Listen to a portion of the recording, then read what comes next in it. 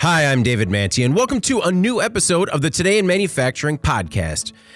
With me this week are Jeff Reinke and Anna Wells. We each have more than 15 years of experience covering the manufacturing industry. Every week, we take the 5 most popular stories on our websites and discuss the implications they have on our industry going forward. But before we get started, please make sure to like, share, and subscribe to the podcast. You can also help us out a lot by leaving the podcast a positive review on whatever platform you use. Finally, if you want to email the podcast, you can reach any of us at Jeff, David, or Anna at IEN.com with email the podcast in the subject line. You can also subscribe to our daily newsletter. Make sure you get it delivered to your inbox first, or join us live every Thursday at 2 p.m. on YouTube at IEN Magazine. Subscribe now so you get a notification and you can join us for the live stream. Jeff, how are you doing this week? I'm great, David. How are you? I guess I didn't expect you to say great. You were talking about car problems, and I was just like, okay, there's no way it's great this week. Well, I mean, what are you going to do with the vehicle? It's not like you can really complain too much about it. It's got to fix it. Just accept it. You just got to roll with that one. You just accept it, or it's just like, well, it's this or the e-bike, and it's still too cold. We're no longer at a point where I can just think about doing it myself. I mean, what are you going to do? Yeah. So, all right. Well, I hope you're leaning into the complacency. I'm sorry I'm not in a worse mood for you. It's just very chipper. Anna, how are you doing this week? Do you want me to carry the full weight of that bad mood? No, it's all good. 'Cause I will. Keep the vibes high. No. Well, before we jump into a word from our sponsor, just a reminder for those of us, or for those of you that join us on Google Podcasts, Google Podcasts is actually being completely shuttered, and they're trying to transition everybody to YouTube Music, and that's going to happen as of April 2nd. So you can either move your subscriptions to YouTube Music, or we encourage you to check us out on Overcast, Apple Podcasts, Spotify, Pocket Casts, Antenna Pod. There's a bunch of them. Google's not going to be one of those anymore, much to the dismay of producer Eric. So, hopefully we'll see you on Overcast. But now, a word from our new sponsor, Odyssey MDT. My name is Jeff Reinke. I'm the editorial director for Manufacturing.net, Industrial Equipment News, and Manufacturing Business Technology. I'll be joined by Dave McGovern and James Engelhardt from Odyssey MDT to discuss various topics and provide takeaways on how you can be more efficient in the areas of OT data management control, version control, vulnerability protection, and much more. It's my pleasure to introduce Dave and Jim. Dave McGowan has 10 years of experience providing automation, change management, and disaster recovery solutions. He manages some of Odyssey MDT's largest enterprise accounts and is especially passionate about helping customers implement the best OT backup and cybersecurity strategies. Jim Engelhardt has been working in the controls world for 35 years. He has a BS in both chemical engineering and electrical engineering and has worked in the refining and chemical, engineering consulting, and food and beverage areas before settling in as head of pre-sales engineering, professional services, and support for the Americas at Odyssey MDT. He's also a member of the Odyssey MDT product team. And we're back. Just a reminder that this week's episode is brought to you by Odyssey MDT. The Secrets of OT Data Management is an exclusive new video podcast for manufacturers looking to stay ahead of the curve in today's digital landscape. So join Odyssey MDT's Dave McGovern and Jim Engelhardt, along with our Jeff Reinke, as they unveil the secrets of data management for manufacturers. Learn effective OT data management, controls, cybersecurity, implementation, shortcuts, and more. Watch it now, download it now, view it now, stream it now. All the ways to absorb content. Anna, you enjoy that one? Yeah, I liked when you said our Jeff Reinke. Yeah, no, just taking full ownership, Jeff. I'm in. He's a firecracker today, guys. All right. Our first story this week. The Apple car is dead. On Tuesday, Apple cut bait on the long-rumored but never delivered electric vehicle project after about 10 years of development. Elon, production is hard, Musk didn't just dance around the project's grave, but offered the following on X, his own platform. The natural state of a car company is dead. According to multiple reports, layoffs are possible, particularly for engineers and automotive designers. Several employees will move to the AI division, a market arguably on a different trajectory than EVs. Just last month, Apple Just last month, Apple pushed the car's launch to 2028 and lowered autonomy expectations from level 5 to level 2. This episode is going to be a banger, I can tell. Some 2,000 employees were working on Project Titan until CEO Jeff Williams and VP Kevin Lynch told the team that the Special Projects Group would be winding down. Apple had some $73 billion in cash as of December 2023, but just how hard is it now to build a car company? Apple is valued actually at $2.81 trillion, with a brain trust that included hitters from Porsche, Ford, Tesla, BMW, and Lamborghini, and yet the team still failed to ever unveil a prototype. Apple's board became concerned that the EV project would continue to hemorrhage hundreds of millions of dollars each year on a car that, at best, wouldn't debut for another 4 years. Anna, it's really hard to start a car company. Okay, but it's really hard to start a car company. It really is. It is, though. So many have struggled with it. Yeah, so many have. So many have gone down this road before to similar results. I think if there were ever a time to finally confirm what we knew to either be already true or imminent, it was now, when the EV market is experiencing the growing pains that are coming along with the 2024 auto scene. Consumers pulling back, interest rates are high, price wars are causing, margin erosion, bloated inventories, like the list goes on and on. We've discussed this before. I don't think this is how it ends with EVs. I think this is a bump in the road. Mm-hmm. That said, if I were an emerging vehicle company, and I don't care how experienced Apple is and how much technology they can leverage, I would not pursue a vehicle at this time. And I mean, there's so much competition. It's very costly. There's not enough payback. And Apple really has bigger fish to fry. I'd argue that they always have, and that trying to elbow into a very crowded field was a mistake to begin with. But that's neither here nor there at this point. What they're doing is getting out while the getting's good, and there's no other option. Yeah. Well, the getting's good and the losses aren't too devastating. Right. And, as you said, this is 4 years away, but all they're doing in that time is like letting other companies gain market dominance, get a foothold. Apple's not doing anything in the meantime. It just doesn't make any sense. And outside of the market variables, I would say the writing was already on the wall. I think when they revealed their autonomous tech was going from L5 to L2, which is like the most basic functionality for autonomous technology. And to me, like, what is the benefit of throwing another technologically similar but far more expensive to produce vehicle into the EV market? The answer is there is no benefit. And the brain power, I think, that's wasting their time on this fool's errand is much better served addressing Apple's other tech ambitions, and they have many. So as you mentioned, AI, I mean, this is going to be a huge burgeoning effort for every tech company. Yeah. They don't need to be fooling around with cars. Do you think part of it is like Apple's hubris, like we can do anything? So, I mean, we've revolutionized so many other parts of the industry. We could easily do a car. I always think that when non-auto companies start to try to do this, they just assume that because they have the chops in other areas. And what's a car but a giant consumer electronic device these days? It's just all electronics. That's really all it is. It's like a giant iPhone. Yeah. But it's not. It's not. And and I do think that does happen, that they just think like, well, we can figure it out. We have this incredible brand power that's going to get us a long way. We have all this complementary tech that's going to make for a more interesting vehicle design than everyone else is putting out. I get all that on paper. But the reality of it, between the market and between the cost and between just having this being incredibly diversionary, I think, to their overall effort as a company, it just walk away. If anything, I hope this kind of tamps down efforts to roll EVs and cars into the next consumer electronics product category. Jeff, this story reminds me of the Mets, right? That no matter how much money you've got to spend and no matter how much talent you bring in-house, sometimes you just can't build a winner. Yeah, I mean, I think they wanted to differentiate in some way, shape, or form too. And as there's been more evolution of the electric vehicle, how do you do that? Yeah.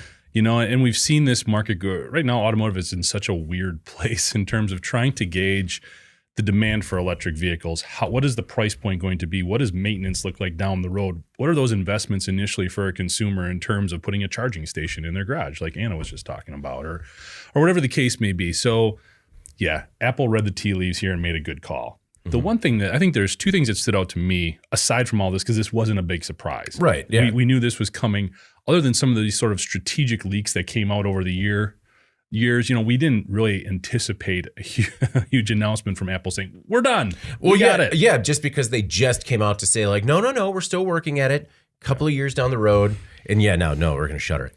Yeah. So, my point is you don't become a $3 trillion company or $2.8 trillion company from just flushing away $10 billion of research and development. Yeah. So the things that they have been doing in terms of autonomous vehicle operations, artificial intelligence, they're going to find a home for it. Yeah. If it's not in an Apple product, they do have a pretty good relationship with another manufacturer called Foxconn who is trying to get into this stuff. Yeah. So I have a feeling, in not wanting to connect too many dots that aren't there, but there could have been something going on there as well. Foxconn bought the whole Lordstown operation. That didn't really work out so well, because what Apple really needs is a shell. Right. Yeah. They've got the technology. They need, as Anna was talking about, the car to plug it into. Yeah. Which is more complicated. Yeah. We beat that up.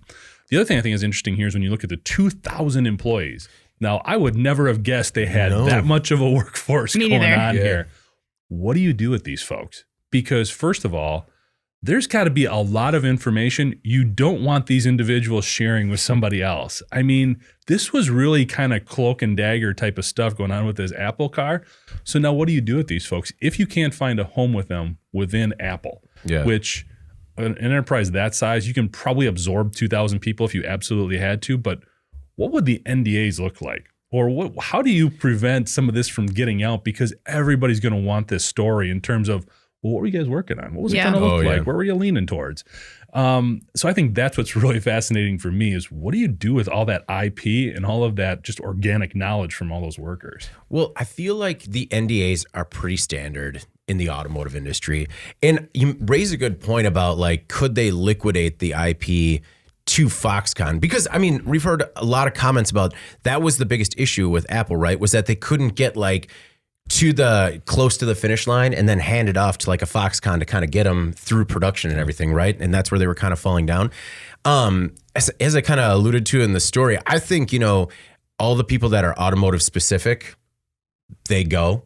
But I mean, that's talent that, we listed 5 other companies. They could probably go back there relatively easily. I mean, maybe, I don't know what salary Apple was paying for them to poach them, but I guess maybe the bigger question, and this could very well be the case. Does Apple care at this point? Do they care if some of this gets out there in terms of what they were doing or working on? Right. They don't really. They're going to take this $10 billion effort and just put out a really full, or they'll get a book deal and a coffee table book for the drawings and recoup 1% of the costs.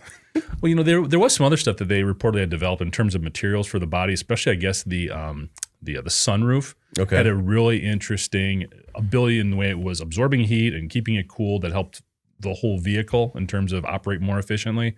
There's also some stuff they were talking about from a mobility perspective in terms of screens that they were able to implement on the windshield. Yeah. So there is, again, some of this other stuff that, might end up... They may end up being some sort of automotive supplier. Yeah, a windshield screen. I hope so. Yeah, well, if they were ahead of other... Like the speedometer, things like that. If they were ahead of some other... if they were ahead of anybody in any of these aspects, I'm sure they'll try and license or sell the technology. But I'm curious as to whether or not they were ahead of anybody. With some of it, just because they were kind of followers from the start. The New York Times has this article about how in 2014, all of this Project Titan got started just because they didn't want to get left behind as Google was ramping up efforts to have their own self-driving cars. So according to the New York Times, at the time, Apple's top engineers had just finished up the Apple Watch and they were looking for something new. Part of the reason that CEO Tim Cook approved this project was to prevent an exodus of engineers to Tesla and kind of in hindsight, maybe take a beat on that one. Yeah. And if it ever came to market, the Apple car was going to cost likely around $100,000 and still generate like a razor thin profit margin, right? And these, they're used to selling smartphones and earbuds that are multiples, just huge margins. So to me, when this came out, I was like, this makes sense because AI is in Apple's wheelhouse. This is something that really, if they put that sort of concerted engineering effort into it, maybe they could catch up. But I wonder if Apple maybe should have cut bait earlier, and they're tardy to the AI party because they're already behind Microsoft and Google. Tim Cook says Apple is currently investing significantly in AI. His quote was, "We believe that it will unlock transformative opportunities for users when it comes to productivity, problem solving, and more." But I'm a little skeptical just because how much further ahead Microsoft and Google are. But if anyone could catch up, I guess you would think Apple would, but maybe they would actually be a little bit further ahead if they would have abandoned their car maybe a year, 2, 5 ago. So it'll be interesting to see if their efforts to catch up in the car sets them back in this kind of new wave of technology, which is AI. But I don't know. It's Apple. And like anyone that's ever doubted them. I know. No. Yeah. Me rocking my, a Zune? I was actually, a neighbor busted out his old like first generation iPod the other day. I was just like, I remember when all the cool kids had that. Oh man, it was so cool though. He still had like 2,500 songs on there. All right. Ripped in a college dorm room. Our next most popular story this week. Stellantis CEO got a 56% pay raise in 2023. I'm going to try to slow it down so I don't stumble all over my words. You are turned up to like 13. I know. Just so you know. Yeah, I shouldn't have trucked that cup of coffee. See, that's what I'm always wondering, if it's more caffeine or less. It's I got to thread the needle and I still haven't figured it out. I've been drinking coffee for like 30 years and I'm just like, nope, over. You're good. Yeah. Last year, Stellantis posted record revenues and profits. According to an SEC filing, CEO Carlos Tavares will be rewarded for his efforts. His pay package, including direct compensation, non-vested stock, and other benefits, came in at $40 million, an increase of about 56% over 2022. Most of it is a one-time bonus netted for hitting the first 3 of its 7, quote, transformation incentive milestone targets charted through 2025.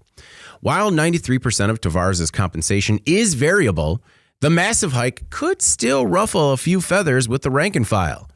Detroit News says the average compensation of a Stellantis employee is about $76,000. That means that Tavares makes 518 times that of the typical worker. But hey, thanks to some record contracts that the UAW scored, the typical Stellantis worker's salary was also up about 9.4% year over year. And Anna, I guess a rising tide raises all ships? Yeah? Yeah, they're just in like completely different water, I guess. But she's a bigger ship. Yeah. Much larger. Much larger. Yeah. These stories come up again and again, and they're always very popular, where an executive's massive pay package is kind of laid out there. Yeah. And compared starkly to what the average worker of that company makes. In automotive, though, Stellantis is not alone in this disparity. Obviously this is maybe a one-off year. That variable package was a really big bonus that Tavares got for hitting those goals, as you said. But even in 2022, between GM's Mary Barra, Ford's Jim Farley, and Tavares, they all made between 21 and 29 million. Those are still good years. Good years, representing generally around 300 times that of the average worker. I look at it this way. I think you can certainly make the case for the fact that these executives are viewed as such valuable assets to these companies that they are very well compensated for that reason. Their direction and expertise is such that they deserve a premium. Figures like these indicate, in a sense, that they are irreplaceable.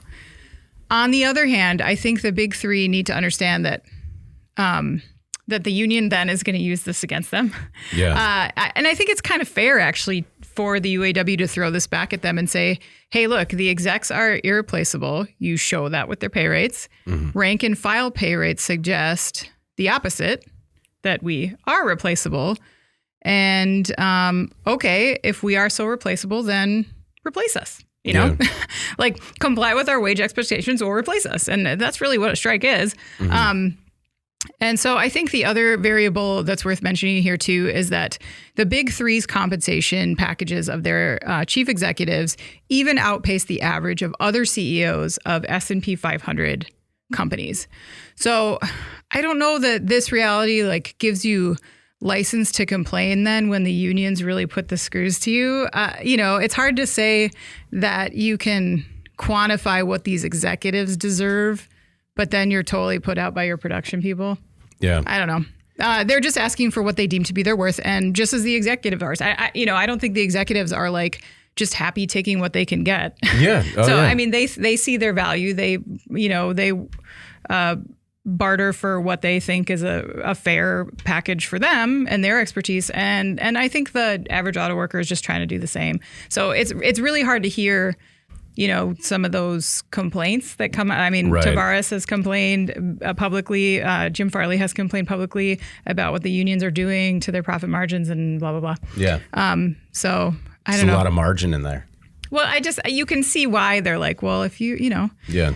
We can do it too then, like. How soon after this broke do you think Fain or the UAW sent an email to its membership? Like next minute? They knew this already. I mean, no, I don't think they knew that, like the specifics. I think when, something like this comes out and it's a very kind of stark contrast, you're still celebrating your near 10% win. And it's just like, 56%. High.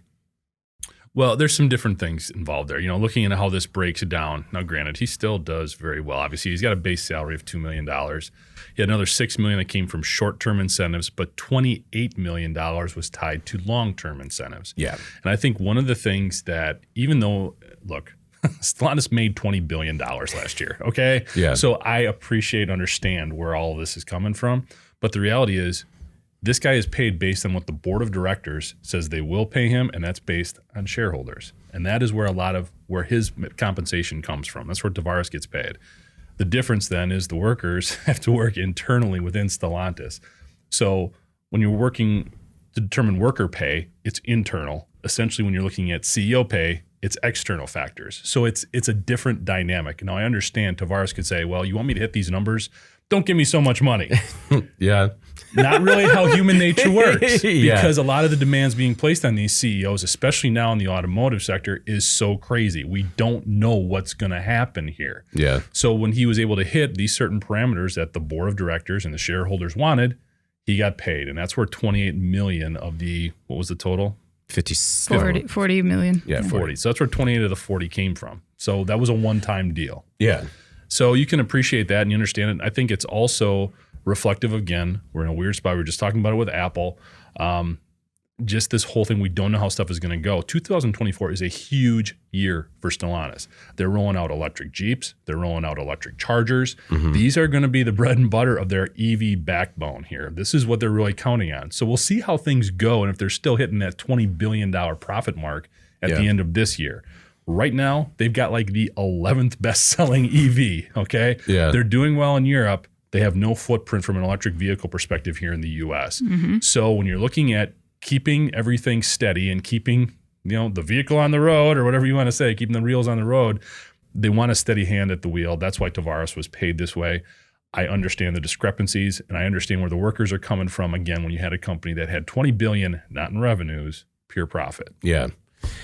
Doug, who's back again with us this week, says still unreasonable. I mean, that's a hard one to argue, Doug. But one thing I will say, Anna, about your point about leadership is that I'm starting to understand the value of paying a premium for good leadership or proven or effective leadership, especially when we have just seen how poor leadership can drive a company into the ground so quickly.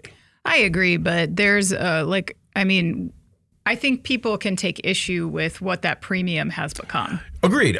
Well, and another problem or another thing for me is that it is incentive laden. So, his package also includes $14 million worth of long-term incentives linked to specific performance targets. And I think that's how, like, a lot of time when we talk about like grants and other incentives that states give to manufacturers, where it's like, okay, you can earn this, you can make this as long as you hit these KPIs. It sits a little bit better with me, but I understand how overall the trend can be seen as problematic, just in terms of that divide. Okay, so how do you fix it? Because we've been over this. These stories do not bother me in the least. Yeah. We know. So how do you fix it? I don't fix the discrepancy, or is that the problem? Because the CEO is making 500 times more than somebody on the plant floor. I don't know. For me, I think maybe when the time comes to, if things don't work out, and we're looking at trimming headcount, I think that it would go a long way if he said, you know what, like there's a way to make up this differential in one person. Instead of closing the Belvedere plant, he takes a $15 million pay cut. Takes a hit. Yeah. I don't know. Okay. Anna? $2 million base is still a tremendous amount of money for one person to make. People run companies for a lot less. I don't know that I'm saying that really the only way to fix it, there are two ways only. Either the company has to decide that this is how they're going to operate, or you legislate it. That there's some countries do legislate that type of differential between like what the rank and file make and what the CEO make, and there's a max a number of times that work out. I don't see that happening in America. My point overall was just, if this is how you are going to pay your leadership, then don't be surprised and don't be mad when your rank and file workers ask for more. Yeah, because it's clearly the funds are available. Well, and just like, if you value expertise, then show the workers that you value expertise. And if you don't value their expertise, then replace them. But they don't, and they can't, because of how catastrophic that would be for the business. So it's a reminder that these other workers also play a huge pivotal role in this company. It's not just this one guy making this company operate. Mm-hmm. Well, and a note on Stellantis' workforce: their global workforce is shrinking. It's down 5.2% globally last year. The North American workforce alone dropped like 7,500 people. So I don't know. It's I think that there could be more of a happy medium rather than a growing divide internally. But I don't know. That's me being maybe optimistic. Doug says, remember to hit the like button for the podcast, not the CEO of Stellantis. You get him, Doug. You get him. Doug is on fire. All right. Our next most popular story this week: Boring company tunnel workers scarred by toxic sludge. Elon Musk's The Boring Company is building a series of tunnels beneath Las Vegas, and it is a messy and dangerous business. The tunnels hope to one day connect several spots throughout Sin City for, quote, ultra-fast, largely traffic-free trips. According to Bloomberg Business, the workers building the tunnels are suffering mightily. Construction crews working on a tunnel connecting the Westgate and Encore hotels with the Las Vegas Convention Center are dealing with thick muck pooling as deep as 2 feet in some areas. And apparently it's pretty toxic. Accelerants are used to cure the seals around concrete supports, and those accelerants have been seeping into the sludge. An OSHA report found that workers were becoming permanently scarred from exposure to the accelerants.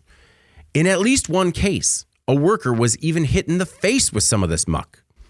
OSHA also uncovered a close call in which an intern was almost crushed by concrete blocks. The Boring Company was hit with 8, quote, serious violations. And Jeff, this all started as like a Hyperloop proof of concept, but now it's like little more than like a Tesla-powered shuttle system. And I just have a lot of questions as to why and how the project goes on. Yeah, there's a lot of head scratching for this one. First of all, The Boring Company, I thought this was kind of an afterthought, as far as the whole Musk umbrella of companies. I guess I wasn't even aware that this extensive of a project was still going on. I thought they'd kind of shut down a lot of this. But, and I know we've gone over some of this before, so just bear with me here. I do kind of have a point. There's an article with Reuters last fall. They turned out like 600 unreported incidents at SpaceX. Mm-hmm. In the last 6 years, Tesla has had over 100 fines. That's roughly 3 times in any other major automaker. Now we're learning about here, there was 36 different injuries just last year for the Boring Company that OSHA has found out about. Mm-hmm. There's a common theme here. We're working with a guy that, as you always say, when you talk about the Silicon Valley mentality of go fast and break things, that doesn't apply to people. You can't do that. And there is just such a disconnect with Elon Musk that makes you waffle between appreciating his engineering prowess and innovative genius and the fact that he just cannot relate to the real world when it comes to some of these dynamics of owning and building stuff. It's not PayPal. Okay, this is a real thing you're making here, and there's real people doing it. And the worst part is, whenever we have these incidents that come up, you always like reading the statements. Oh, yeah. And even if they're insincere, even if they're completely phony and transparent, there's somebody there who raises their hand and says, it's me. Look at me, funnel it at me. Who is it here? Yeah. There's no response. There's no response from the Boeing company. There's no response from Tesla. There's no response from SpaceX because it all goes back to the same guy. Yeah. Elon Musk.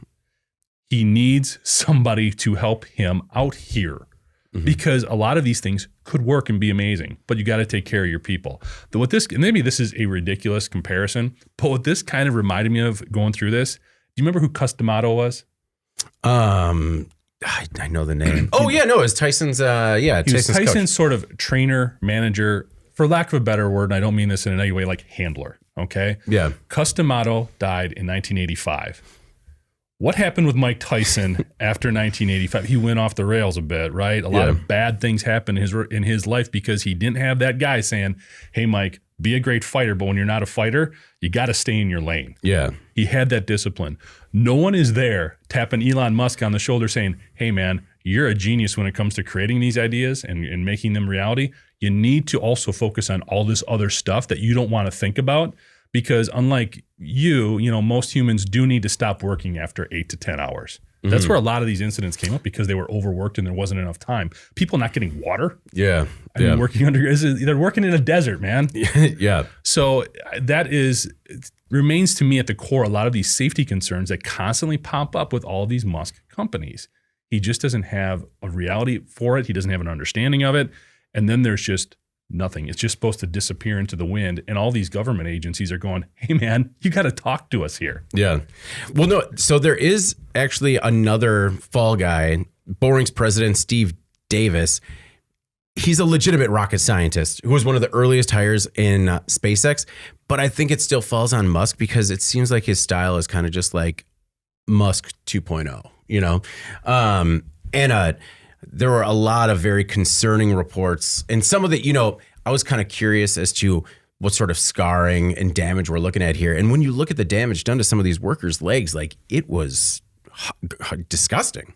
Yeah, pretty horrifying. The whole story is horrifying. And, at first I was thinking there's something uniquely hilarious about a billionaire being so incensed by a traffic jam that he develops and pursues this concept that sounds like it should be more out of a comic book. He's got to dig an entire tunnel system that starts primarily from the places he needs to get to. Yeah, like I'll build a bat cave underground and then make a road to it. But to be honest, like the reality of this is becoming less and less funny by the day, the more we find out about it. And, look, as you mentioned, this started out as a Hyperloop concept, which would have produced a not so unique idea of underground public transit, but just at faster speeds, right? Yeah.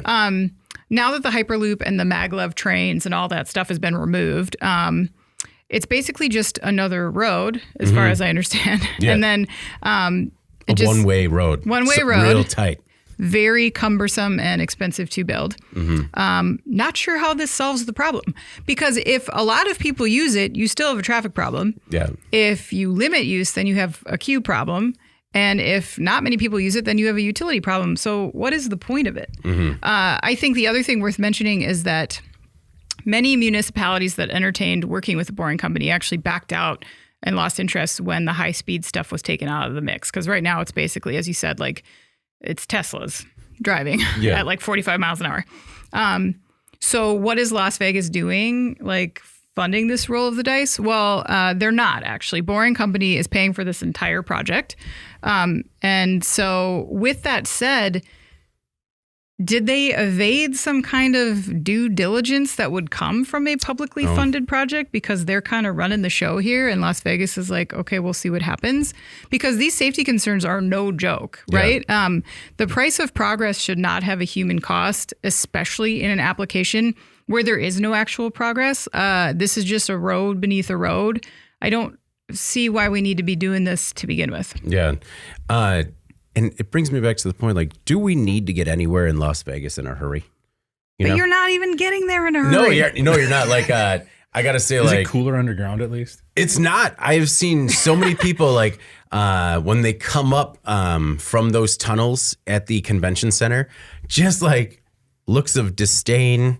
Like, they were looking for something that blew their mind, and it wound up just becoming kind of a pain. Yeah. And these were people that were legitimately excited about it. So I looked into this article in Fortune because I was just looking for a little bit more as to what was going on. And according to this report, one Boring employee sent an email, and Jeff, you alluded to the time. This email went out at 1:53 a.m. last May to who was then the safety manager, Wayne Meredith. The email said, "I feel that this company as a whole has been very fortunate these past few months that there hasn't been a fatality." He went on to write, "We have consistently flirted with death." The employee described one incident when 6 of the 12 passive articulation cylinders, these are the parts of the tunneling machine that do the digging, they failed while he was inside of it. Ugh. And he said it could have split the machine with me inside of it. The worker went on to say that he has lost all confidence in the company's management to keep him safe. Now, you also mentioned this, Jeff, but tell me if this sounds familiar. I have watched my friends get injured due to the fast pace we've been running. I refuse to be the first fatality in this company's history. No tunnel is worth a single person's life. Reinforcing your point, Anna. Meredith says the conditions were almost unbearable, and yet he was repeatedly undercut by Boring president Steve Davis. Now, Meredith was fired for underperformance, and he filed a whistleblower complaint. He contends that he was fired because he helped participate in OSHA's inspection. Of course. And, I know you said that nobody's telling Elon Musk, tapping him on the shoulder and telling him what he needs to be focused on, but people are. And he is firing them. I mean, that's how whistleblowers have been fired at Tesla. You saw how many people lost their jobs at Twitter. Mm-hmm. And now this, to me, that's the problem, is that he wants to surround himself by a bunch of yes people. Yeah. Well, and how long was it that OSHA investigators tried to get into Tesla and they wouldn't even let him in the door? So maybe it goes back to OSHA requiring a little bit of teeth, and we've seen investment go into greater regulation. Mm-hmm. Maybe something like that can help situations like this not occur. But sure, get into brain implants. That sounds good. Yeah. Your workers are working in sludge filled with accelerant that's burning their legs. Maybe go to the brain next. No, it was just, I highly recommend this article in Fortune just because it's very enlightening. It's a very in-depth interview with Wayne Meredith, and it's very insightful. And unfortunately, not surprising. Yeah. Basically, you could plug and play Neuralink with Boring, and it's the report that we covered a couple of months ago. No, I read that article too, and you're right. It's crazy that it's not difficult to believe. I guess, it should feel sensational, and it doesn't because of the other stuff we've talked about. No, completely agreed. All right. Well, our next most popular story. Manufacturer faces heat over see-through Major League Baseball pants. Players are miffed. This year, Major League Baseball entered a new era in which uniforms are designed by Nike and manufactured by Fanatics. The process has been bumpy. Among several complaints, players most recently sounded off on the new pants, which are kind of see-through. Now, some of this is the inherent resistance to any change, and MLB was trying to improve uniform performance. For example, the uniforms are designed to improve mobility with 25% more stretch. They're also going to dry 28% faster. But maybe because there's not that much fabric to dry. The lettering, sleeve emblems, and numbering are also less bulky to make jerseys more breathable. While Commissioner Rob Manfred expects criticism to fade, on-time delivery has also been an issue, and some players started spring training in last year's pants. Veteran pitcher Joe Musgrave offered some perspective on the situation. His quote was, "Pants are pants. We're going to wear them. If they don't fit right, you'll deal with it." Joe seems real down to earth. Seems like a fun dad. Yeah. Pants or pants? Oh, Joe, get to the bullpen. Anna, are these just the problems inherent with any new manufacturing partner? Yeah, I don't know. I mean, I think there's a lot of factors here that influence what has happened. It's great that they are targeting things like wicking and weight with the new pants, of course. But I think no amount of comfort measures are going to counteract the fact that the pants are see-through. But that being said, I'm not sure why the manufacturer is being put in the hot seat here. I don't know if that was just creative editorializing in the headline. The MLB has to be signing off on these materials, yes? I can't imagine that a multi-billion-dollar organization would just be telling Nike and Fanatics to figure it out. Oh, I think so. I think Major League Baseball signs the contract and they're like, you got it, right? And I think Fanatics has taken a lot of the heat because they kind of have like a history of, let's just say, not high quality product. Okay, but if that is the case, that is a problem. That is, yeah. And if you consider that players are saying things like, we all liked what we had, then what is the impetus for change? So the league thinks that they have to make something that's more efficient on the field. And if that's the case, then I think they would be highly involved in these decisions around materials. And if they're not, to me, that indicates that something is wrong. I mean, that's like a supply management 101. Yeah. Trying to like communicate with your manufacturers about what it is that you need. They should be giving explicit orders for what this product is. You know, they shouldn't be like, figuring this out during spring training that they have this junk product that nobody likes. Yeah. That should not, like focus group, 6 months ago. Send three players in to try them on, and when they come back with feedback, like anyone else in a design process, maybe take it to heart before you send it to the entire league. Exactly. Like to me, this doesn't happen if the MLB is more hands-on in this process. Yeah. Jeff, Nike had 4 years, but I mean, at the end of the day, is it just, pants are pants, pull them up and strap them on? You wouldn't think Nike. And Nike has kind of stayed out of the fray for whatever reason. The heat has come on Fanatics. And I think, as I understand the business model a little bit, Fanatics is really good on the e-commerce side of things in terms of the distribution, logistics, selling element of it, which is why a lot of huge sports entities partner with them. Now, you can still go to MLB Shop and do whatever you want to do, but the Fanatics is also another option to go through, and MLB still makes money. I think this really reinforces the quality assurance element of any manufacturing situation, and really testing it out and making sure, and also I can't believe that this was the first time fans in any way, shape, or form saw these uniforms. Like there wasn't some focus group testing or something. Yeah. Simply because MLB merchandise is like a $3 billion market. Yeah. Okay, now I can't break that down specifically to jerseys, but if you got the players out there saying, these jerseys are terrible. We don't like these jerseys. Does that make you want to rush out and pay $150 or more, depending on the variety or the variation, all the different styles, game worn, whatever, for these jerseys? Yeah. I mean, that's not going to help sales.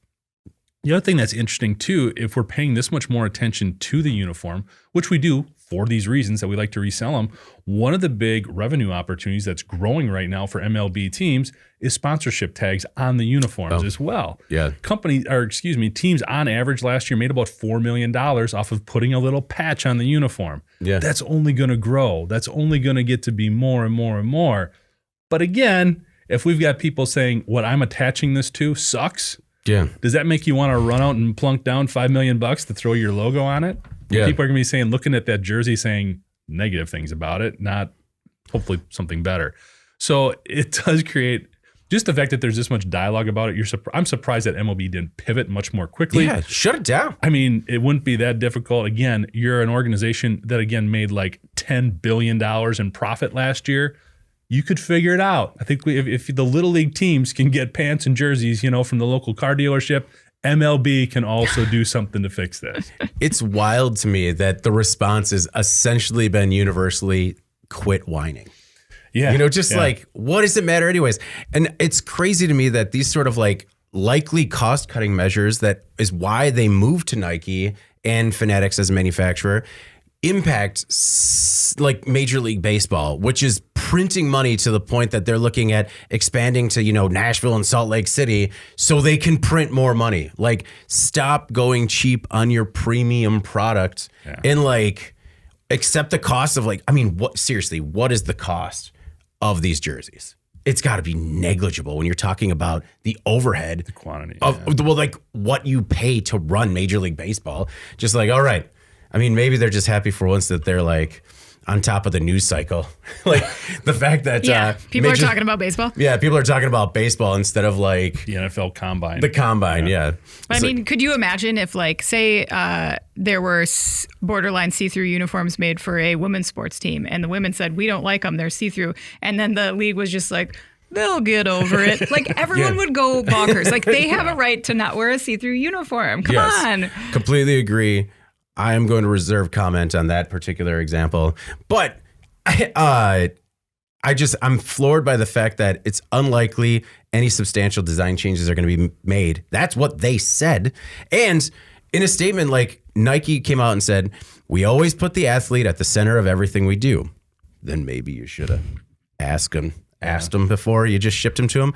They said they worked closely with MLB players, teams, and the league to create the most advanced uniforms in the history of MLB, which are lighter and more flexible. The quality and performance of our product is of the utmost importance to us. We will continue to work with the players and our manufacturing partner to address player uniforms.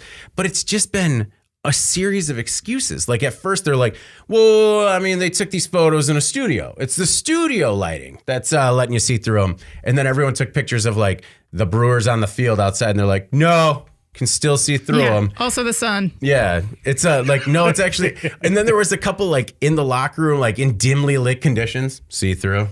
Just like, come on. Yeah. And to our readers comment here about laundering well and sliding and stealing, doesn't help with the transparency. I don't think element. so. Yeah. Well, I'm sorry. It matters, Doug. It does, but I mean, not just laundering, Doug, but hey, sometimes replay these games in a little bit of rain. Like if they're already see-through, like athletes perspire. Is it translucent? Yeah. Like, hey, look, they're playing in shorts today. Oh no, those are their legs. So I'm interested to see what'll happen. And if anything changes, like I said, Fanatics has a history of these subpar products in customer complaints. I think that's, likely part of the problem is just their history of manufacturing practices. Think they'll change? I think the MLB needs to figure this out. Yeah. They know how to do this. Man, all right. Well, our most popular story this week.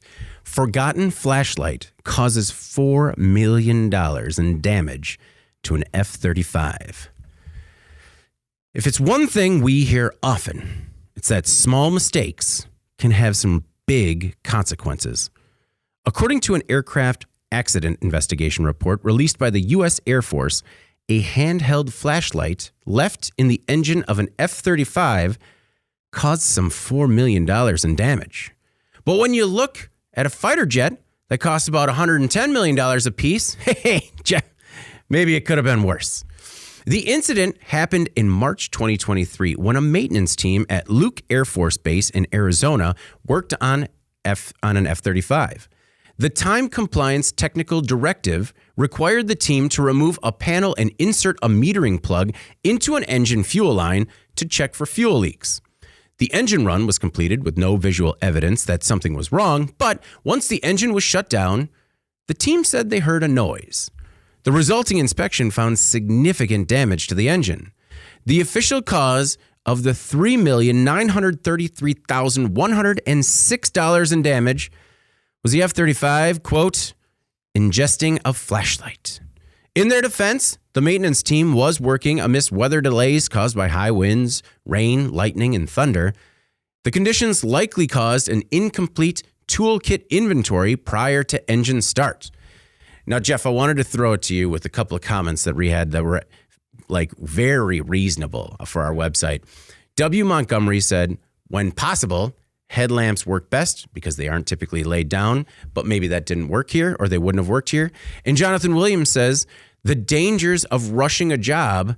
My motto has always been, if you want the job done fast, go slow. Can appreciate that perspective on both of those. From my experience and being in repair bays and stuff, and granted, it was not an F-35. Okay, I'm not going to, so there could definitely be differences here, but the toolkits are laid out so that when you look at the box, the toolbox or the kit, there's foam inserts for every single item that you need. And it always gets placed back in there so you know exactly what's in, what's out to prevent these types of situations. And in a lot of cases, I think Anna's going to touch on this a little bit, there's even an automated function here that allows you to remove or put back. Like you can't put the tray away or close the lid until everything is in it. There's those types of protocols in place. Now, I don't prescribe to the excuse of the weather and the rush and the time, because guess what? You're in the military. There's never enough time. You're always understaffed. You never have exactly what you need. That's the norm. That's the reality of it. That isn't acceptable to me. This was a huge mistake, huge error, and it could have been much, much worse. In a way, I know that $4 million price tag is kind of mind-blowing, but man, when you think about the fact that it is a $110 million plane, yeah, it could have been much worse. Nobody was hurt. Yeah, nobody was killed. Yeah. We didn't lose the plane. All of those types of things come into play here. This is pure human error. I know we didn't hear about anything that was done from a maintenance perspective. I guarantee you those folks are under, I don't know if investigation's the right term. It probably won't be that severe, but they're definitely being counseled. Yeah. Spoken to, and this is definitely going to be a blemish on them. Again, circling back a little bit, when you look at the costs of what this actually comes down to, not trying to say $4 million is not a ton of money, but it's kind of the equivalent of getting new brakes and tires on your SUV. I mean, if you scale it out. True. So when you're looking at these types of technology, it doesn't take much for these prices to go up, which again is why all those other systems are in place. They were missed. It could have been a cultural issue. It could have been an individual issue. Overall, it's just a huge, huge blunder. And I know it's simple to simply wrap it up in that sort of encasing, but sometimes that's all it is. Yeah. It's just a huge mistake. They got caught. Thankful it wasn't worse. I got to say, my initial reaction was that I will work and pay taxes for my entire life and not even sniff the cost of this like single maintenance error. And I don't know why. Like normally I don't think about like the direct cost because I'm just like, oh, it's government money. They'll just print some more. But no, this one in particular, I was just like, oh man, this guy forgot to grab his flashlight and my entire contribution to this nation is gone. Anna, what were your thoughts on the amount of damage caused by a single flashlight? And do you give any more, I guess, not excuse, but like, is it more understandable to you because of the elements that they were kind of combating?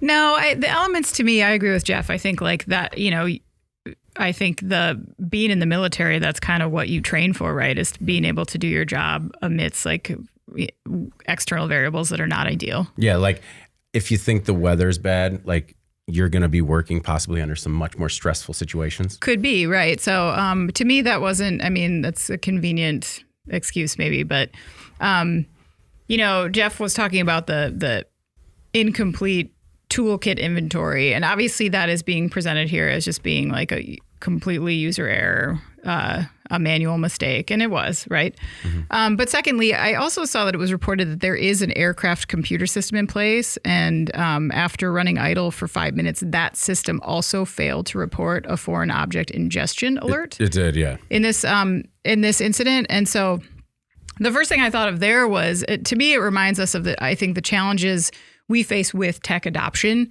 and some of the safeguards that are being added. I want to bring up a story we covered a few months back. I don't know if you guys remember the story about a study that was done on people who were told that the inspection process that they were undertaking was also being done by a robot. And they found... Oh, yeah. And then they found that the workers made more mistakes when they thought that a robot was also like an assist. Checking as well, checking their work. And they called that phenomenon social loafing because they, people were just making more mistakes because they thought that they had someone beside them to kind of pick up the slack. Mm-hmm. I think that's an extreme example, but at the same time, that's the first thing I thought of. I think there are more commonplace occurrences of that same type of incident. Did this maintenance team, knowing that they had that safety net there of the software system that's designed to pick up any foreign objects, maybe they unwittingly kind of skate through that inventory process. I don't know. I mean, maybe not, but it wouldn't be the first time that that's happened, It's reasonable that they would think the system had their back, so to speak. Correct. And I think it's a good reminder too that while technology can solve some problems, it can create others as well. And I think that companies need to be mindful of that whole picture and kind of making sure that workers are at least aware of some of the unintended consequences of maybe what is fatigue or white noise or whatever your brain is doing when you think that you have a safety net. But that safety net's not always going to back you up. So no, and in the report, I do like how the maintenance technicians, for lack of a better term, as he's referred to in the report as MM1, just said pretty succinctly, "I believe I just ingested a flashlight." Oh, man. Now, stomach drop when you figure that out. Oh, right? my goodness. I can't imagine. So I want to go out and say that the United States Air Force Aircraft Accident Investigation Board reports are my new favorite thing. Really? They're not the best storytellers. This is no NTSB report, but there's a lot in there. And it's a lot of fun for everybody. I will say part of it, though, Anna, to your point on the reliance on technology, and the tools being in place, Jeff, there were a lot of things that fell down, and they actually kind of exposed a lot of problems with some of their checks and balances and some of their processes that they have in place. One is inaccurate information. So before every shift, these technicians are supposed to download the most current information on whatever they're working on, right? A lot of times they're in areas that have no signal. A lot of times these downloads don't occur, and so they don't have the most current information. And so as a result of this happening, hopefully that gets fixed. The other is that based on the task they're trying to perform, users may also be required to scroll through multiple irrelevant checklists that are unrelated to their current task in order to get to the checklist that they need to perform, right? So as a result of this scrolling through a bunch of garbage, they're potentially missing important cautions and warnings. And so this report also found that the substantial number of these checklists and difficulty in accessing the correct ones cause the complacency when users reference the required maintenance procedures. Yeah. So the report kind of got in there and kind of confirmed everything that we thought about why it happened. And hopefully they can, like we talk about, hopefully they can learn from it and from it and prevent it from happening again. But again, it's definitely a government document. There are definitely a lot of heads, subheads, and sections. Not as big on the photographic evidence as the NTSB, but still a captivating read. Ooh, I like this. There's a weather category and then a subcategory forecast weather and then another observed weather. Yeah, it's this does look good. Yeah, I know. Crew qualifications. MM1 was qualified. Just all right, that's good. That's a good start. Good to know. All right, well, before we jump into, in case you missed it, the story's maybe not as popular, but still stand to make a big impact on the industry going forward, we have another word from our sponsor, Odyssey MDT. My name is Jeff Ranke. I'm the editorial director for Manufacturing.net, Industrial Equipment News, and Manufacturing Business Technology. I'll be joined by Dave McGovern and James Engelhardt from Odyssey MDT to discuss various topics and provide takeaways on how you can be more efficient in the areas of OT data management control, version control, vulnerability protection, and much more. It's my pleasure to introduce Dave and Jim. Dave McGowan has 10 years of experience providing automation, change management, and disaster recovery solutions. He manages some of Odyssey MDT's largest enterprise accounts and is especially passionate about helping customers implement the best OT backup and cybersecurity strategies. Jim Engelhardt has been working in the controls world for 35 years. He has a BS in both chemical engineering and electrical engineering and has worked in the refining and chemical, engineering consulting, and food and beverage areas before settling in as head of pre-sales engineering, professional services, and support for the Americas at Odyssey MDT. He's also a member of the Odyssey MDT product team. All right, we're back. And this episode, again, is brought to you by Obviously MDT. The Secrets of OT Data Management is an exclusive new video podcast for manufacturers looking to stay ahead of the curve in today's digital landscape. So, join Obviously MDT's Dave McGovern and Jim Englehart, along with our Jeff Ranke, as they unveil the secrets of data management for manufacturers. Learn effective OT data management, control, cybersecurity, implementation, shortcuts, and more. Watch it now. And I also want to send a special thank you to Joe and the other supporters of the podcast that joined us for the live event we had this week. What was that? 2 days ago? It was great to see a bunch of you there and mixing it up in the comment section. So that's really helpful. And it makes for a more lively discussion. So check this out. Mix it up with Jeff. In case you missed it, stories maybe not as popular on the website, but still stand to make a big impact on the industry going forward. Jeff, what do you have for us this week? So I was both kind of disappointed and excited that this story didn't make the top 5 because this was one that I really liked this one. It was the autonomous Black Hawk helicopter was tested as a Wildfire fighter. Granted, I've got a little bit of I'm a fan of the Black Hawk after being in it a couple times, during my time in the service, and just understanding what an amazing aircraft it is, and now seeing it applied to something that becomes such a disastrous, just a horrible life impacting type of thing when we look at these wildfires and how it's taken away businesses, homes, ranches, farms, all of that. Yeah. To apply this technology to something like that is sort of the ultimate thing that leads to the thing. Mm-hmm. I just love this. So basically what it was is Rain is a company that specializes in aerial wildfire containment technology. They partner with Sikorsky that makes the Black Hawk. And basically they put together autonomous technology with infrared thermal cameras in an autonomous helicopter. They had people in there to make sure it was working. But basically, all this technology was able to identify the fire and apply, repellents to it. Yeah. So it was just initial testing. Take a look at the article for more information. But it just made so much sense in being in one of these helicopters and how close it's able to navigate in terms of running map of the earth type of terrain, to be able to identify this stuff and offer an option that helps us to get closer to these wildfires without putting people in danger. Yeah. It just seemed to check a ton of boxes and made a lot of sense in applying a lot of this military technology now to a very important personal need or public need.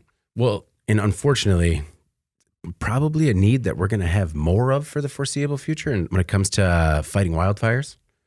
Seems like it. And this is something, obviously the Black Hawk is not exclusive to the US, so this can be used anywhere. Yeah. To combine all this stuff, I thought was really cool and just gives us an insight into, again, when we talk about all this money that goes towards Department of Defense spending, military costs, budgets, all that, this is what it can lead to as well. Mm-hmm. Yeah. So there's a lot of consumer payoff too.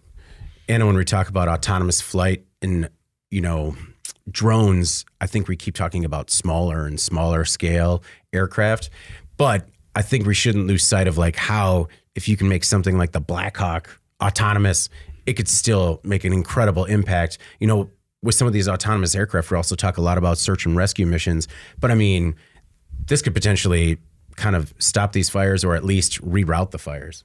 Totally. Stop them in their tracks. Yeah. Oh, yeah. And obviously the timing of this, as Texas is dealing with their own massive wildfire, was very scary just to observe from this far away. I can't imagine how scary it is to be there.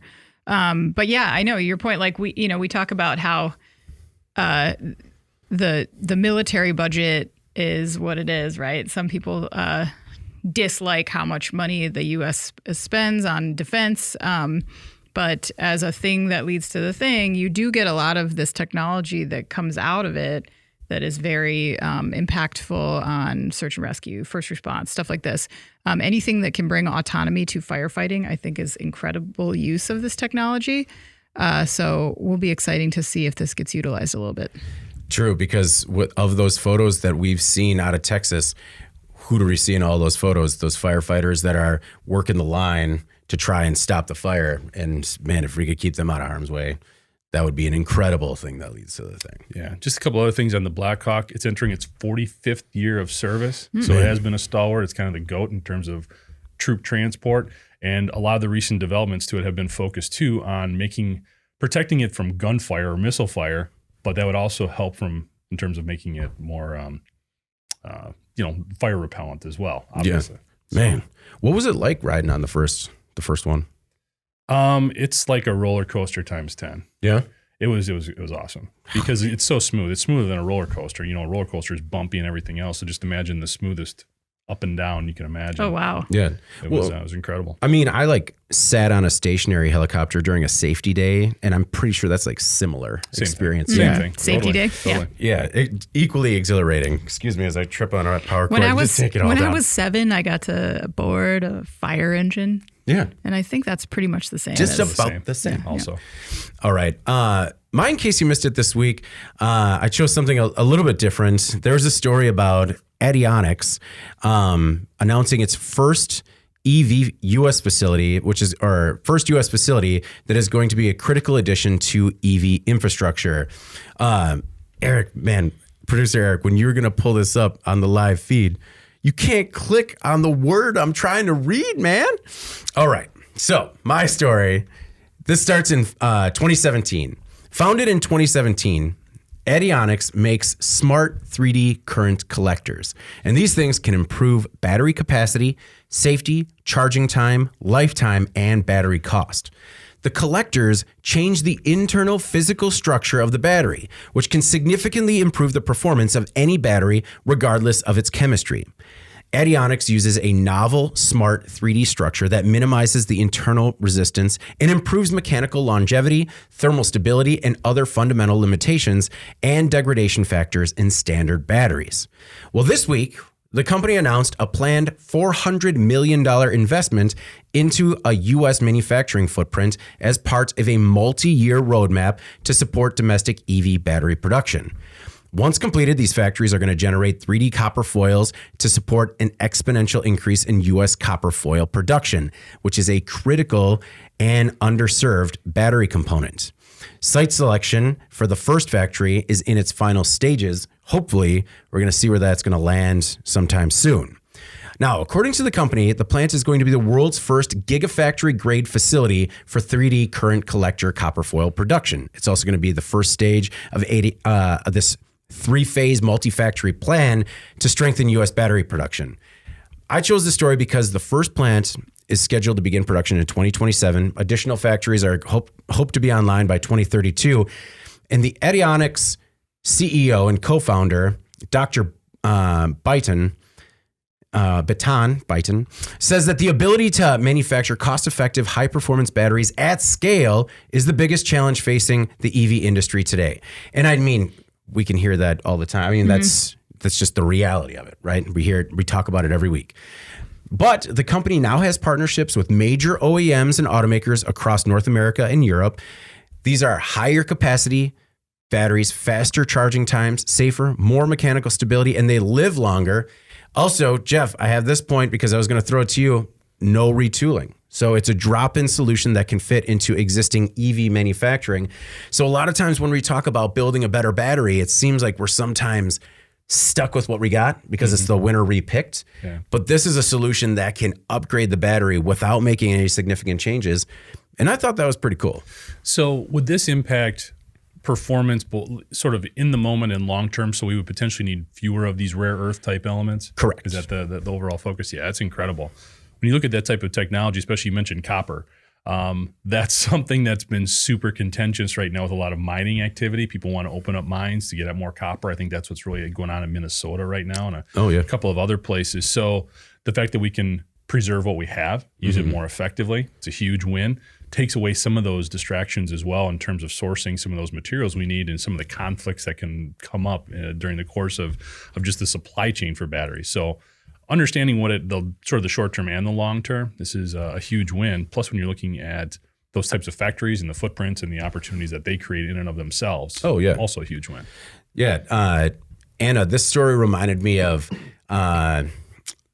business leaders that like to take away the no's, right? Like instead of coming up with a different solution or reinventing the mousetrap, they're just like, okay, what's wrong with EV battery manufacturing and what needs to get better? And then actually changing that to improve it without kind of throwing everything out and starting again. Yes, exactly. It's very practical. And you can see why the OEMs and the automakers are getting on board because currently with EV batteries, the EV companies or the automakers are required to warranty their batteries for 8 9 years or something. Yeah.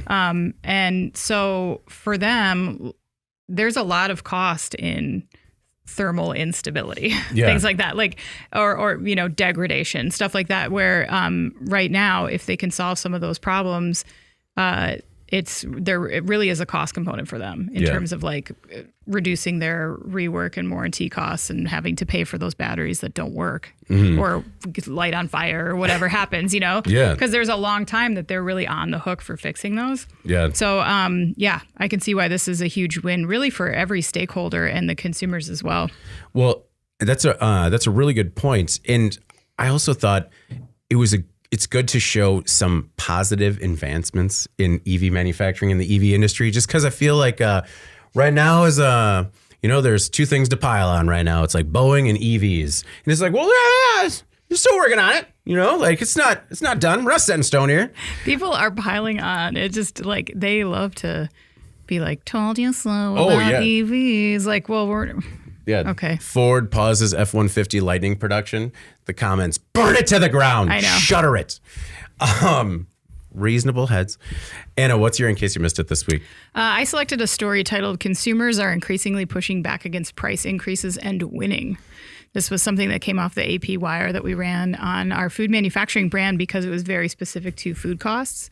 So fed up with prices that remain about 19% on average above where they were before the pandemic, consumers are fighting back. In grocery stores, they're reportedly shifting away from name brands to store brand items. Jeff has talked about this in the past, switching to discount stores or simply buying fewer items like snacks or gourmet foods. In recent months, consumer resistance has led large food companies to respond by sharply slowing their price increases from the peaks of the past 3 years. This doesn't mean grocery prices will fall back to levels of a few years ago, but the milder increases should help further cool overall inflation, which is down sharply from a peak of 9.1% in 2022 to 3.1% now. So consumer pushback against these high prices suggests to many economists that inflation should further ease. That would make this bout of inflation, they say, markedly different from the debilitating price spikes of the 1970s and the early 80s, which took much longer to defeat. I think the other interesting component of this that's different from those recessions is the internet. Americans were always able to make a statement with their buying habits. But that's like a little bit slower. It's a little bit more diluted. It's highly subject to interpretation. Yeah, it's reactionary. It is. And for the companies, they just decide how they want to process that data, right? So I think the difference in this era of inflation is that brands are much more prone to rapid viral collaboration on talking points online. They're subject to ridicule on social media. I mean, look at some of the more recent food stories that we've seen, like the thing with Wendy's talking about potentially using dynamic pricing on their menu boards. Like it took like 2 days for them to, they just got so much vehement backlash. Took like 2 days for them to be like, oh, actually, that was misinterpreted, which I don't believe. But my point is like the internet is like one giant, very public focus group that's happening in real time. And these businesses don't have as much grace as they did back then to respond, you know? So I think from a consumer perspective, like that might be a valuable way to push back in a way that didn't really exist before. Yeah. And whether or not you call it price gouging, what's been happening, I do think once consumers got a whiff of the potential that some of these price increases were well above what was warranted, because some of the studies that came out recently, I don't think it took long for people to become more aggressive and more vocal in their response to that. Yeah. And that put a lot of pressure on those food companies immediately. Yeah.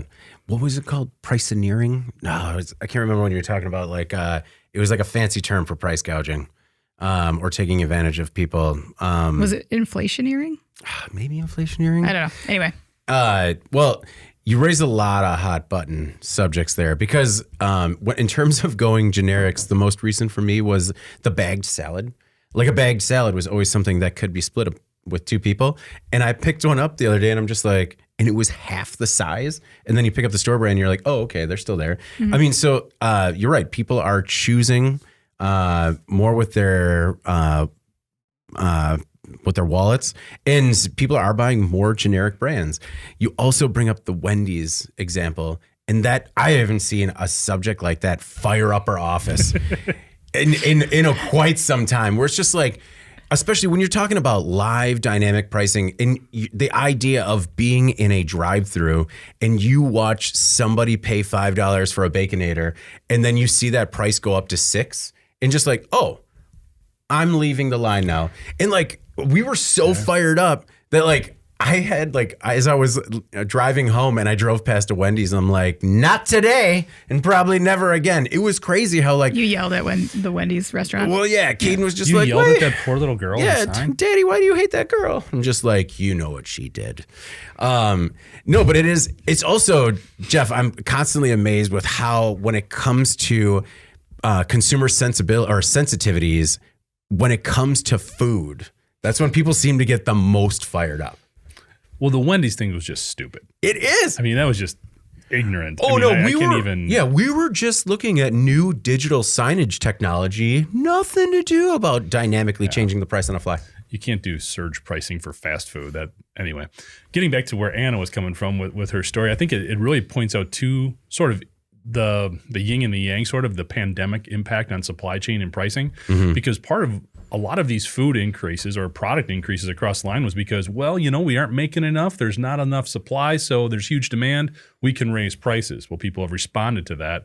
The other thing is companies are now looking more short term. I think that's one of the things that the pandemic has reinforced and sort of changed a lot of business models. They're not looking, if they were looking 6 to 12 months before, they're looking more like 4 to 6 weeks now in terms of how things are going, and they're adjusting much more quickly because they have to, and because they've seen the benefits of it, both from a consumer perspective, but also for their bottom line. So it's interesting to see how much more quickly a lot of this data is flying in. You can attribute that to a lot of things, and then the response being much more rapid as well. Well, and also it's kind of a tribute to modern manufacturing methods where it's possible to adjust on the fly like that. Whereas before it was just like, no, we need to make like 200,000 more of these. And that's just what we're going to do. I don't know. Anna, any consumer, did you get angry at Wendy's after this at all? Did you get fired up like everyone else in the office? Well, I don't think I've eaten at Wendy's in like 25 years, but what annoyed me the most was when they backpedaled on this and they said that people misinterpreted what they were saying. They were like, this was never about surge pricing. It was about offering discounts. But when they released this idea, it was on a board call where they were talking about how this dynamic menu was going to increase their revenues. So I think that they kind of tried to cover their butts on that one. It was a dumb idea. Yeah, unless they were talking about stuff going down, which I don't know how that would work. Well, I think that was part of the backpedal, was they were like, no, this will help our employees and our customers because during non-peak times, you could see prices go down, or there'd be like flash sales, for lack of a better term. Yeah, maybe. Yeah. No, I know. You're just trying to justify it. I'm just saying, yeah. Hard to see that work. When they were starting to pull out strings and they're like, okay, we need a statement. We got caught. Let's damage control here. Just say it's not real. Maybe they're targeting like a elderly 4 p.m. dinner rush, something like that, with like a new target customer just during that time period. Man, 4 p.m. dinner's starting to sound better and better these days. Let's get on to our final thoughts before we get out of here this week. Anna, what's your final thought?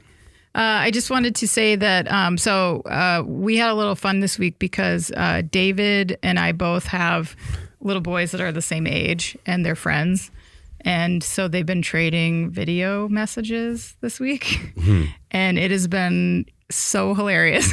It was like the most like heartwarming thing ever is the stuff that they say on their videos to each other. It's so cute. But last night, my son, Owen, told Des a joke involving a butt crack. And I apologize for that. He should not have said that. That's not a 6-year-old joke.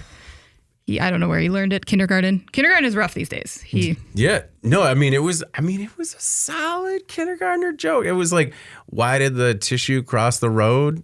Like, to wipe the crack or something like that. I don't know. And I was just like, and Des started chuckling. I'm like, all right, he's got me. It was pretty good. And then he's like, get it? The butt crack? Yeah, like he because- like explained it in the video. Yeah, that's the best part of when a kid tells a joke is like the deep insight. Like, no, because cracks. Yeah. You know? I don't think you got the psychology of what I was going for. Yeah, here. right. So my apologies for letting that infiltrate your home. No, it's fantastic. Keep them coming. Yeah, he's having fun with it. So Yeah. Dez's response to that was just a series of like, weird facial contortions. Mm-hmm. Yeah. That So checks out. hopefully he's able to process that and understand whatever kind of unspoken thing's going on there. So my final thought this week, one was like, I never wanted to have a Ring and, the Ring doorbell and, the new house came with a Ring doorbell, gentlemen, a Ring doorbell. This one's for life. It's not a ring. It's a promise. I'm going to need that cut out so I can share socially. But the house came with the Ring and I always thought it was a little invasive, what have you. But one thing is that they did not design the Ring case for Wisconsin winters. One thing, do you guys have Rings at all? No. I have a different brand of doorbell cam. Okay, does the battery go pretty quick on it in the winter? Mm-mm. Okay, so the Ring, it doesn't go quick. It needs to be recharged regardless. And it needed to be recharged yesterday when, after having a 70-degree and sunny day in which we like barbecued in the office, it plummeted to 20. I went to take this battery out and the case just like shattered. Like, because it was brittle from the cold. And it's just like sometimes when you got to buy into that new technology and then it fails you. Both. It's a dual fist really frustration. fires you up. Oh, no. Really fires you up. And so like sometimes you got to make sure you're designing for all climates. That's just all I wanted to say. And the other thing was this weekend, I went to go inappropriately buy some milk on a Sunday night in a small town grocery store. So Inappropriately buy some milk? well, I mean, it What were you doing? Okay. I mean, I had What I had were you clothing doing on. while All right, purchasing all right. said It wasn't milk? inappropriate. It was the wrong timing. Like so on a Sunday, they're kind of bare. Like the shelves are bare. Okay. There was no 2% milk on the shelf, but I could see it in the crates behind it. Mm-hmm. And I've worked at this particular chain of grocery stores before. And so I knew that I could just like kind of push that cart back and just maybe sneak back there, grab some. And I'm on the phone with my brother who's just like, you're fine. Just get back there. You're fine. I'm like, I don't think I can go down for this. Like, I don't think. Why would you do that? I just, because I'm like, I'm just helping them. I don't want to take their time to give me some more milk. And I decided against it, which might come as a shock to both of you guys. It is actually. But have you ever been in that situation where something was like out of stock, but you could see it, but you were just kind of like just a little bit limited from getting it?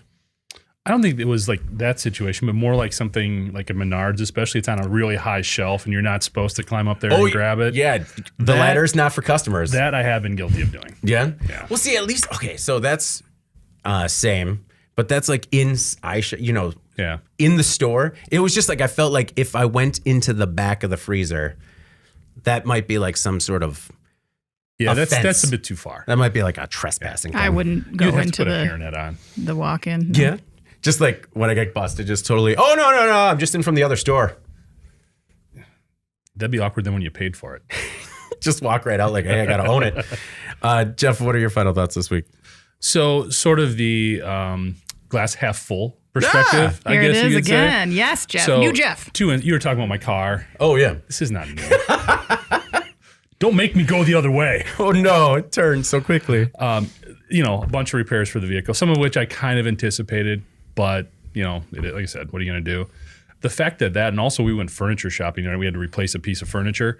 The fact that those were ready like now is sort of a definite shift. Like I was anticipating having to wait 6 weeks before the love seat came in or something. Yeah. And it's available now. So it is kind of an encouraging thing to see sort of some of those supply chain deals kind of being worked through more quickly. Oh, true. We had to fix something on I can't believe the amount of electronics now in the refrigerator. I know I just sounded 100 when I say that, but the fact that we had something wrong there too, and the guy had like the replacement console that he could just plug in and fix that. So it was just nice to see that while I didn't appreciate paying for all these things, it was good to know when I paid for it, I got it right away.